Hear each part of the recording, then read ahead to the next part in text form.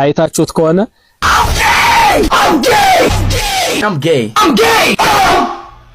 እኔ ጌ ነኝ አይ አም ጌ እያለ ማንነቱን ሲገልጽ አይታችሁታል። ማንነቱን እየገለጸ ነበር። ለዚህ ሰው ነው እንግዲህ ንዋየ ቅድሳቱን ያወጣችውና ይሄ ከቤተክርስቲያን አስተምሮ አንፃር እንዴት ይታያል ነው ዋናው ጉዳዩ። ቤተክርስቲያን እንግዲህ የራሷ የሆነ መለኮታዊ ስርዓት አላት። አይደለም ከሃይማኖት ውጭ የሆነ ሰው ይቅርና በሃይማኖት ውስጥ ያለ ሰው እኮ ወደ ቤተክርስቲያን ለመግባት ስርዓት አለው። ለምሳሌ በኦሪት ዘጸአት ምዕራፍ 19 ቁጥር 10 ላይ ለሙሴ ተነግሮታል። ወደዚያ ወደ ክርስቶስ እግዚአብሔር ወደሚገለጽበት ቦታ ህዝቡ ይመጡ ዘንድ 3 ቀን ከተራክቦ ከግንኙነት እንዲጠበቁ ልብሳቸው እንዲያጥቡ ሰውነታቸው ንጹህ እንዲያደርጉ ታዟል። ስጋው ደግሞ የሚቀበል ሰው 3 ቀን ከተራክቦ ወይም ከግንኙነት ተጠብቆ ነው ወደ ቤተክርስቲያን የሚገባ። ወንድ ህልመ ሌሊት ከሆነ ለ24 ሰዓት ከ24 ሰዓት በኋላ ታጥቦ ነው ወደ ቤተክርስቲያን የሚገባ። ወራሃባ የሆነ ሴት ከ7 ቀን በኋላ ነው ወደ ቤተክርስቲያን ታጥባ የምትገባ። ወንድ ያዋለደች 20 ቀን ሴት ያዋለደች 40 ቀን ከዚህ በኋላ ነው ወደ ቤተክርስቲያን ወደ መቅደሱ ወደ ቅኔ ማህሌት ወደ ቅድስቱ እንድትገባ ሥርዓተ ቤተክርስቲያን እንዲህ ተሰርቷል ማለት ነው። አይደለም የአማንያን ይቅሩና አማንያን ወደ ቤተክርስቲያን ለመምጣት ሥርዓት ታዟል። ይሄ በዲድስቅልያም በፍትሕ መንፈሳዊው በአንቀጽ 8 ላይ የተቀመጠ ህግ አለ። ያጻው በነገራችን ላይ የክህነት ደረጃዎች አሉ። የክህነት ደረጃዎች አሉ። ይሄ አናጉንስጢስ፣ መዘምር፣ ንፍቅ ዲያቆን የምንለው ዲያቆን የምንለው ቅስና፣ ጵጵስና የምንለው አጻዊ ሆህት የሚል አንድ ደረጃ አለ። አጻዊ ሆህት ማለት በር የሚዘጉ የሚከፍቱ የቤተክርስቲያንን እንግዲህ የውጨኛውን በር ገና ማለት ነው የሚጠብቁ ማለት ነው። በነገራችን ላይ ፍትሕ መንፈሳዊ አንቀጽ 8 ላይ እኒህ ሰዎች ለአንድ ሰዓትም ቢሆን ከዚያ በር እንዳይርቁ የቤተክርስቲያን ሥርዓት ያዛል። ከዚህ የሚሆኑበት ምክንያት ደግሞ ያላመኑ ሰዎች ወደ ውስጥ እንዳይገቡ ማለት ነው።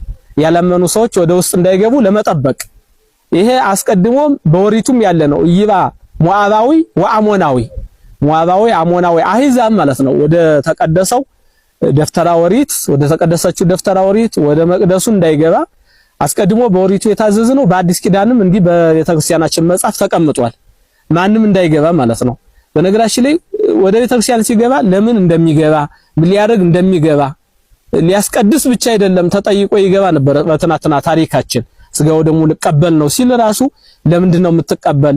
ለምን እንደሚቀበል አውቆ ነበር የሚቀበል። ለምን ቤተክርስቲያን እንደሚመጣ አውቆ ነበር ማለት ነው። ይሄንን አስተምሯችን ይሄንን ማስተማራችን ትተናል። እንደገና አጻዊ ሆህት የሚለው በር ጠባቂ የሚባለው አሁን የለም።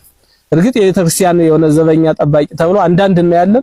ብዙ ቦታ ያሉት እንደውም እነሱ መጠበቅ ሲገባቸው ጠባቂ ተብለው ያረጁ ያፈጁ ማለት ነው። ወደ ቤተክርስቲያን እነሱ እኮ መጠበቅ ለነሱ ጠባቂ መጀመሪያ ያስፈልግ ነበር። ለምን ከተባለ በቅናሽ ነገር በዚያ ለማስገልገል የታሰበ እሳቤ እንጂ እንግዲህ ጉልበተኛም ስለሚመጣ ለምሳሌ አይዛብ እንደመጡ በታሪክ ወደፊት እናያለን። በጉልበት የመጡትን አካላት እኒያን እኮ መመከት የሚችሉ ደወል ደውለው መጥቃ አሰምተው መጠበቅ የሚችሉ እንዲሆኑ አጻዊ ሆህት ተብሎ በቤተክርስቲያን ሥርዓት ተቀምጧል።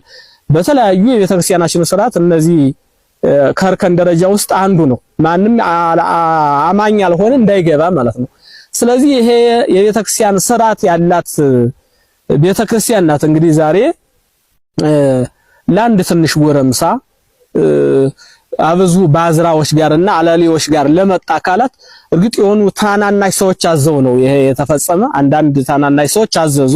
እኒያ ታናናሽ ያዘዙትን ካልፈጸሙ እኒ ታናናሽ ካህናት ደግሞ ስልጣናቸው ስለሚቀርባቸው ጥቅማቸው ስለሚቀርባቸው ለጥቅማቸው ሲሉ ለስልጣናቸው ሲሉ የነዚያን የታናናሽ ሰዎችን ትእዛዝ ተቀብለው ነው እንግዲህ ቤተክርስቲያናችንን ደፍረው እናንተን ያሳዘኑ።